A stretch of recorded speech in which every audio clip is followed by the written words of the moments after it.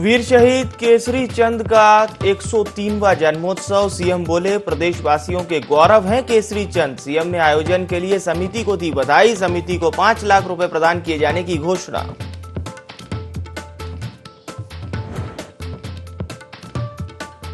उत्तराखंड राज्य स्थापना दिवस की तैयारियों में जुटी बीजेपी। एक दिया जलाएंगे शहीदों के नाम। प्रदेश कार्यालय में लगेगी प्रदर्शनी।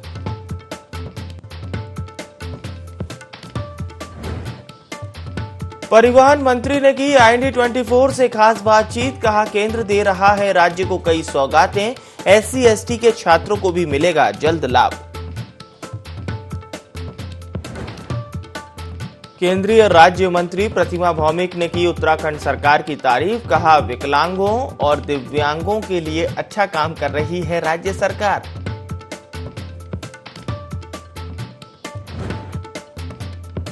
और रुड़की में देर रात गुलाबनगर में एक कारखाने में लगी भयंकर आग। आग लगने से कारखाने में मौजूद एक व्यक्ति की हुई मौत। कई घंटों की मशक्कत के बाद आग पर पाया गया काबू। नमस्कार, आप देख रहे हैं देवभूमि लाइव। आपके साथ मैं हूं विवेक पांडे। खबरें उत्तराखंड की और बड़ी खबर देहरादून से लेंगे। नैनीताल हाईकोर्ट ने राज्य सरकार को निर्देश दिए हैं। राजस्व पुलिस व्यवस्था खत्म करने की प्रक्रिया की प्रगति रिपोर्ट हर 6 माह में कोर्ट में पेश करने के साफ तौर पर निर्देश दिए गए हैं। मुख्य न्यायाधीश न्यायमूर्ति विपिन सांघी ने इस याचिका पर सुनवाई की। न्यायमूर्ति RC खुल्बे की पीठ ने जनहित याचिका पर सुनवाई की और साफ तौर पर हाईकोर्ट ने कहा है कि प्रगति रिपोर्ट की जांच उच्च न्यायालय स्वयं करेगा। मामले की अगली सुनवाई आगामी 27 मार्च को होगी। तो ये बड़ी खबर देहरादून से आपको बता रहे हैं। साफ तौर पर राज्य सरकार को निर्देश दिए गए हैं और इस खबर पर हमारे साथ state head doctor Ajay Dhoundiyal जुड़ चुके हैं। ढोंडियाल जी, मैं आपसे जानना चाहूंगा, ये राजस्व पुलिस व्यवस्था खत्म करने की प्रक्रिया की प्रगति रिपोर्ट जो साफ तौर पर हाईकोर्ट ने कहा है कि हर 6 माह में कोर्ट में पेश करने के निर्देश है, इसे किस तरह से हमारे उत्तराखंड वासी समझ सकते हैं सामान्य भाषा में? जी देखिए, पिछली कैबिनेट की बैठक में निर्णय लिया था सरकार ने कि जो भी राजस्व क्षेत्र हैं जिनको राजस्व पुलिस देखती है, सामान्य पुलिस नहीं देखती, उनको धीरे धीरे सामान्य पुलिस को दिया जाएगा उन क्षेत्रों को। इस बारे में ये पूरी रिपोर्ट जो है हाईकोर्ट के सामने रखी गई थी। उसके बाद इस पर एक जनहित याचिका दायर की गई। उस जनहित याचिका की सुनवाई के दौरान हाईकोर्ट की ये पीठ ने ये कहा है कि भैया हर 6 महीने हमको सरकार इसकी रिपोर्ट दे कि किस किस ढंग से वो सौंप रही है, किस किस क्षेत्र को किस किस नियम के तहत सौंप रही है, और जो सौंपे जाएं उसकी प्रगति रिपोर्ट कोर्ट को दी जाए और उस रिपोर्ट की जांच कोर्ट खुद करेगा, हाई कोर्ट। जी बिल्कुल बिल्कुल। तो ये प्रक्रिया जो है हाई कोर्ट ने अब न केवल जांच करेगा और बिल्कुल अजय जी ने भी हमारे दर्शकों तक ये पूरी जानकारी पहुंचाई है। अजय जी, आप हमारे साथ बने रहिएगा। एक और बड़ी खबर पे आपका रुख हम करेंगे।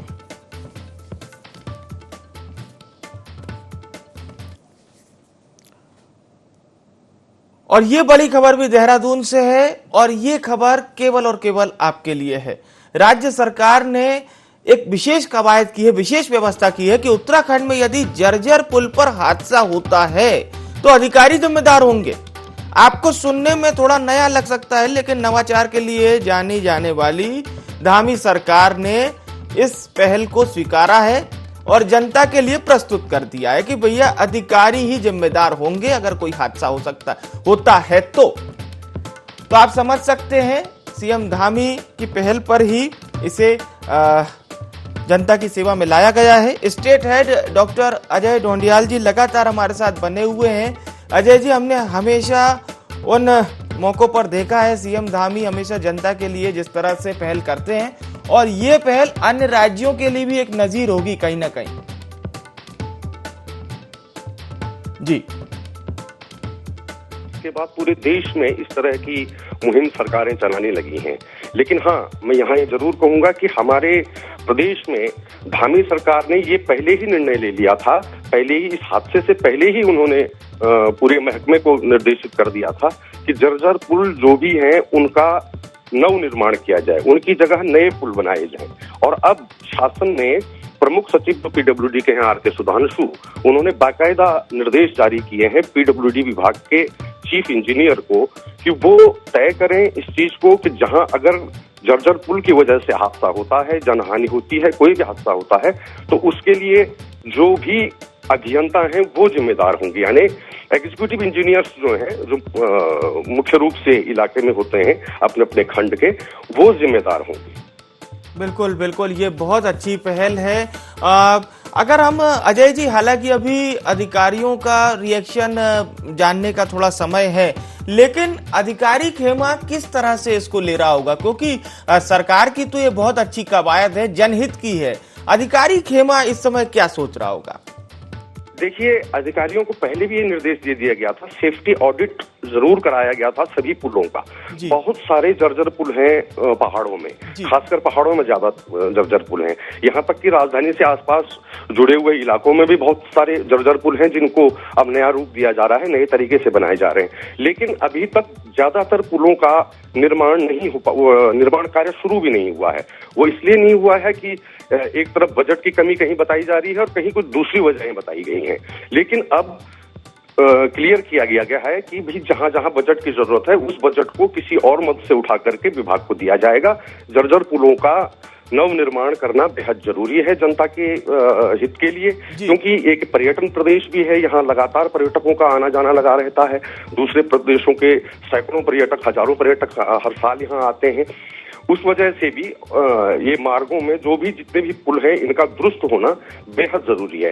हालांकि अधिकारियों से ये अधिकारी लोग अपने स्थानीय प्रशासन के साथ समन्वय बनाकर इस पर अगली रिपोर्ट फिर सौंपेंगे।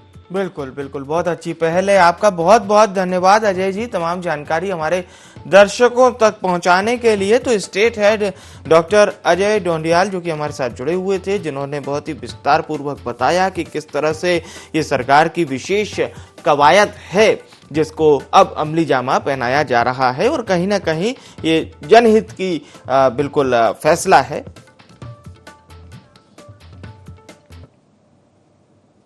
और चलिए अब बड़ी खबर के लिए रुड़की का रुख करेंगे। देर रात गुलाबनगर में एक कारखाने में भयंकर आग लग गई। आग लगने से कारखाने में मौजूद एक व्यक्ति की मौत हो गई। आग लगने से आसपास के लोगों में हड़कंप मच गया। सूचना मिलने पर दमकल विभाग के कर्मचारी भी मौके पर पहुंचे। कई घंटों की मशक्कत के बाद सुबह आग पर काबू पाया जा सका। आप आग की लपटें देख सकते हैं तस्वीरों में, कितनी भयंकर ये आग की लपटें दिखाई दे रही हैं और धुएं का गुबार यहाँ पर लग गया। आग इतनी भीषण और भयंकर थी कि घंटे लग गए इस आग पर काबू पाने में। सुबह आग पर काबू पाया जा सका। अग्निशमन विभाग की टीम ने जेसीबी से मकान की दीवार तोड़कर आग पर किसी तरह से काबू पाया। आग की चपेट में आने से बुजुर्ग की मौत हो गई। आप तस्वीरों में देख सकते हैं कितनी भयंकर लपटें हैं इस आग की।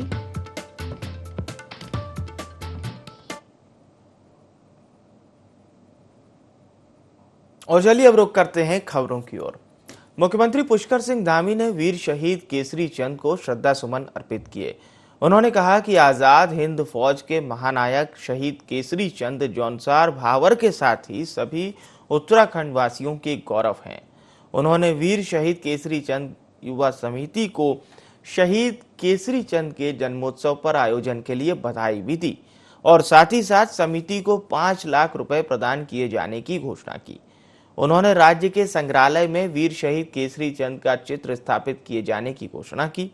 साथ ही देहरादून में लैंसडाउन चौक का नाम शहीद केसरी चंद के नाम पर रखे जाने संबंधी समिति की मांग पर विचार किए जाने की बात कही।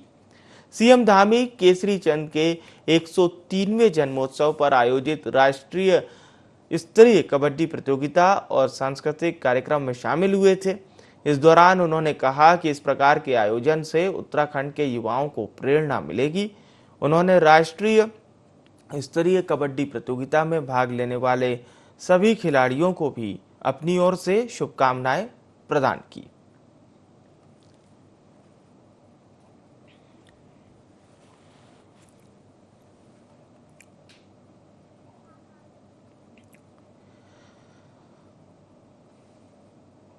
देहरादून में उत्तराखंड स्थापना दिवस को लेकर तैयारियां जोरों पर हैं। बीजेपी प्रदेश अध्यक्ष महेंद्र भट्ट ने बताया कि स्थापना दिवस पर बीजेपी कार्यालय में प्रदर्शनी लगाई जाएगी। साथ ही जहां शहीद स्थल हैं वहां बीजेपी कार्यकर्ता दीप जलाकर उन्हें श्रद्धांजलि देंगे। आगे उन्होंने कहा कि प्रदेश के सभी 252 मंडलों में गोष्ठी का आयोजन किया जाएगा।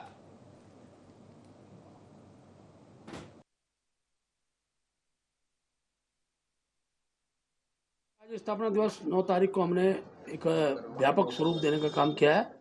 हम लोग कार्यालय में ही प्रदर्शनी लगाएंगे। इसके साथ साथ एक दिया शहीदों के नाम ये भी हम रखेंगे और हमारे जहाँ जहाँ शहीद स्थल है हमारे सरकार के मंत्री वरिष्ठ पदाधिकारी वहाँ पर जाकर दिया भी प्रज्वलित करेंगे। 252 मंडलों में हमने तय किया कि हमारे कार्यकर्ता एक गोष्ठी करेंगे और उस स्थान पर जो जेल गए हैं उत्तराखंड आंदोलन के दौरान और जो शहीद हुए हैं उनको सम्मानित करने का भी काम होगा। और वर्तमान दशक उत्तराखंड का दशक, संकल्प से सिद्धि, इस विषय को लेकर वो गोष्ठी रहेगी और सामाजिक जो सुझाव हैं प्रदेश के विकास के लिए वो सारे विषय निकल कर आएंगे जो सरकार के लिए भविष्य में एक सहायक सिद्ध होंगे। केंद्रीय सामाजिक न्याय और अधिकारिता राज्य मंत्री प्रतिमा भौमिक 2 दिन के उत्तराखंड दौरे पर रहीं। इसके बाद वे दिल्ली वापस लौट गईं। मीडिया से बातचीत के दौरान उन्होंने कहा कि उत्तराखंड के मुख्यमंत्री बहुत अच्छा काम कर रहे हैं। उन्होंने विधानसभा भवन में कई वीरांगनाओं को भी सम्मानित किया। केंद्र सरकार द्वारा दिव्यांगों के लिए चलाए जा रहे यूनिक आईडी कार्ड सिस्टम का 58% काम उत्तराखंड में पूरा हो गया है, ये उन्होंने जानकारी दी।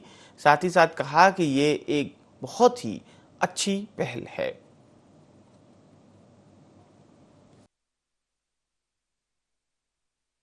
दो दिन हुए उत्तराखंड का देवभूमि का आने का अवसर मिला है। मैं देवभूमि को आप सबको नमन करती हूँ। तरुण विजय जी ने एक वीरंगना जीजाभाई जो महिला लोगों को, हमारा माताओं को, बहनों को सम्मानित करने का जो नंदा देवी पीठ समिति है उसी से किया है। उत्तराखंड में बहुत अच्छा, लगभग 80,000 हमारा दिव्यांग लोगों को यहाँ पे पेंशन देते हैं जो अच्छा संख्या में है। और हम लोग जो दिव्यांग लोगों को हम लोगों ने एक यूडीआईडी कार्ड जारी किया है। माननीय प्रधानमंत्री जी ने 2016-17 में उसको जारी किया है। यूनिक आईडी कार्ड पूरा भारत के लिए एक ही कार्ड होगा। उत्तराखंड बहुत अच्छा किया है। 58% अभी तक उन लोगों ने कर दिया है। अच्छा प्रगति है। केंद्रीय राज्य मंत्री प्रतिमा भौमिक उत्तराखंड दौरे पर रहीं। इस दौरान उन्होंने कहा कि केंद्र की कई ऐसी योजनाएं हैं जो प्रदेश में लागू की जा सकती हैं। उन्होंने कहा कि समाज कल्याण विभाग के तहत केंद्र उन लोगों को वित्तीय सहायता और प्लेसमेंट देता है जिनकी रुचि अलग अलग क्षेत्रों में है।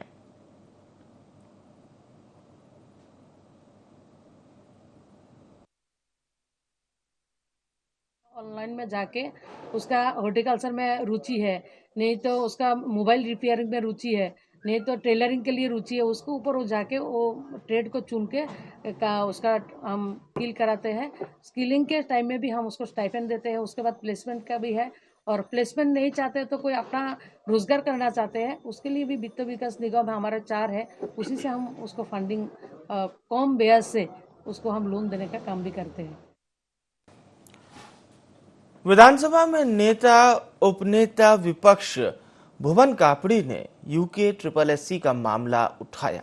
उन्होंने कहा कि मामले में कांग्रेस लगातार सरकार से सीबीआई जांच की मांग कर रही है, लेकिन सरकार STF जांच को काफी बताते हुए सीबीआई जांच से बच रही है, जिससे पता चलता है कि सरकार आरोपियों को बचाने के लिए किस कदर काम कर रही है।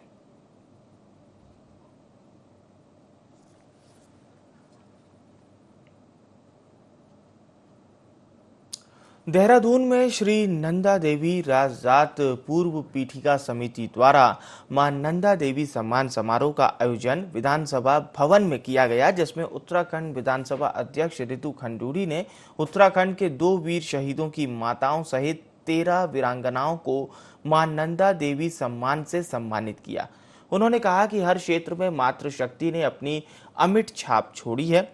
महिलाएं न केवल स्वावलंबी बनकर आत्मनिर्भरता से परिपूरित हो रही हैं, बल्कि वे सशक्त भी हो रही हैं। इस मौके पर केंद्रीय सामाजिक न्याय और अधिकारिता राज्य मंत्री प्रतिमा भौमिक, पूर्व सांसद तरुण विजय, बीजेपी के प्रदेश अध्यक्ष महेंद्र भट्ट और कैबिनेट मंत्री चंदन राम दास मौजूद रहे।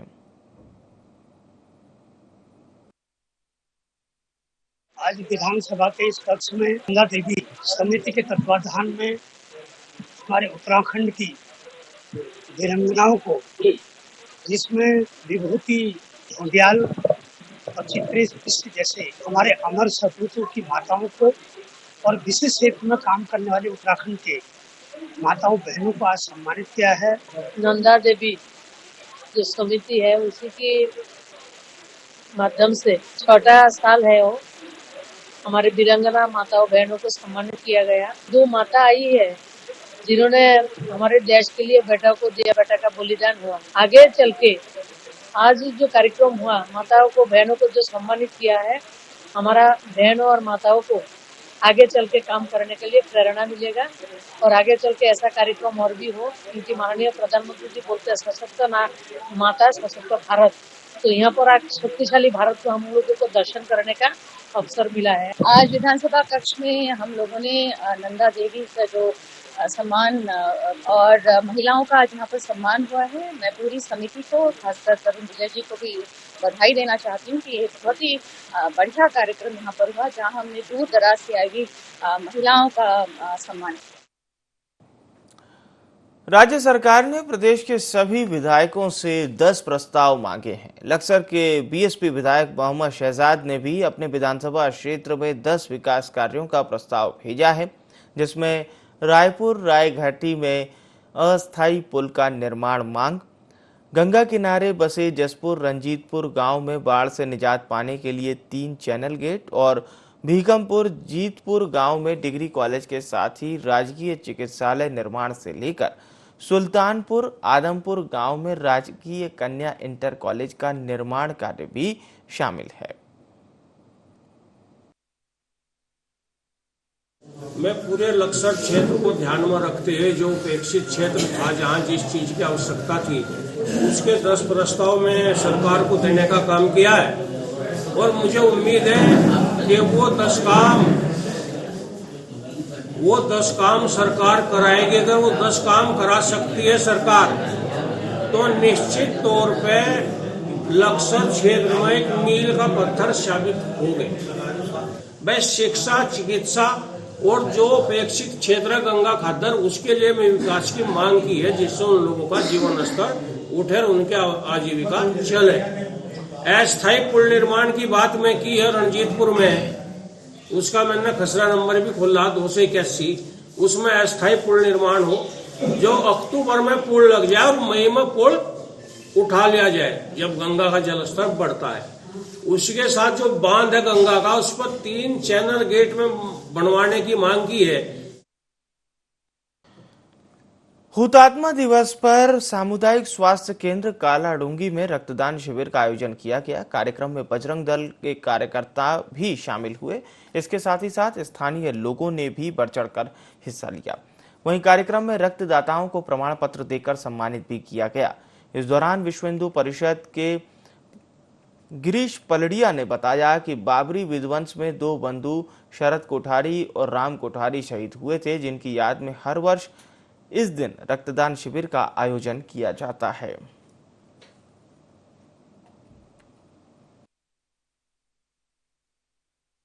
बजरंग दल के माध्यम से अपने पूरे देश में 2 नवंबर के उपलक्ष्य में हम प्रत्येक वर्ष रक्तदान शिविर का आयोजन करते हैं और इस रक्तदान शिविर का मुख्य आयोजन है कि अपने समाज के कोई भी गरीब, वंचित, किसी भी प्रकार से रक्त के अभाव में उसकी मृत्यु न हो। और जो इसका मुख्य उद्देश्य है, अपने बाबरी विध्वंस में जो अपने 2 शरद कोठारी और राम कोठारी जो बंधु शहीद हुए थे, उनकी आत्माओं को शांति मिले, उनका जो रक्त बहा था उसकी याद में हम इस रक्तदान शिविर का प्रत्येक वर्ष आयोजन करते हैं। कालाडूंगी क्षेत्र, चकलवा क्षेत्र में पूरे क्षेत्र के बजरंग दल के सम्मानित कार्यकर्ताओं के माध्यम से प्रतिवर्ष यहाँ पर रक्तदान शिविर आयोजित करते हैं और पूरे कालाढूंगी क्षेत्र के नौजवान, यहाँ के व्यापारी बंधु, विभिन्न क्षेत्रों में काम करने वाले लोग रक्तदान करने के लिए बहुत उत्साहित हैं। इस आयोजन के लिए सफल आयोजन के लिए बहुत बहुत धन्यवाद और आभार व्यक्त। और चलिए अब बात करते हैं खटीमा की। बिगरा बाग गांव में सरकारी धान क्रय केंद्र पर धान तौल में अनियमितता पाई गई, जहां डिजिटल कंप्यूटर वेटिंग मशीन पर धान तौलते समय मशीन का रीडिंग स्टेबल नहीं पाया गया। वहीं इस मामले में उत्तराखंड किसान आयोग के उपाध्यक्ष राजपाल सिंह ने बताया कि प्लास्टिक के बोरों में 700 से 800 ग्राम धान तौला जा रहा है। वहीं कांटे में गड़बड़ी पाए जाने की शिकायत मिली है, जिस पर त्वरित कार्रवाई की जाएगी।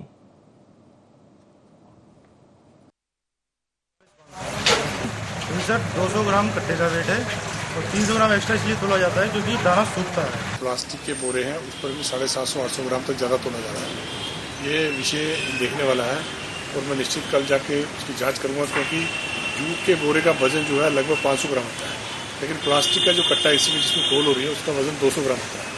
अगर वो 750-800 ग्राम तोल रहे हैं तो निश्चित उन पर जो भी इंचार्ज होगा उस पर कार्रवाई। तो मैं वहाँ पर मंडी के सचिव को बुलाऊंगा और उनको कहूँगा कांटे की जांच करूँगी। रेलिंग दौड़ रही है, कांटा रुक नहीं रहा, तो क्या कारण है, मैं दूसरा कांटा वहाँ पर बुलाकर उस पर तोल करवाऊंगा और देखूंगा क्या कारण है। उस पर अगर गड़बड़ पाएगी तो निश्चित कार्रवाई।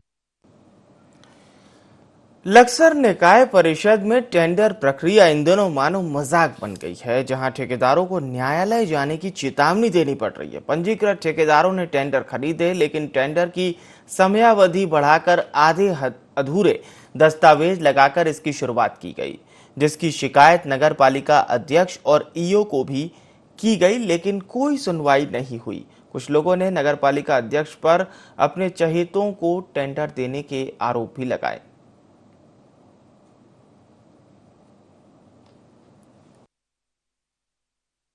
ठेकेदार थे पंजीकृत, उन्होंने सबने यहाँ पर टेंडर खरीदे थे।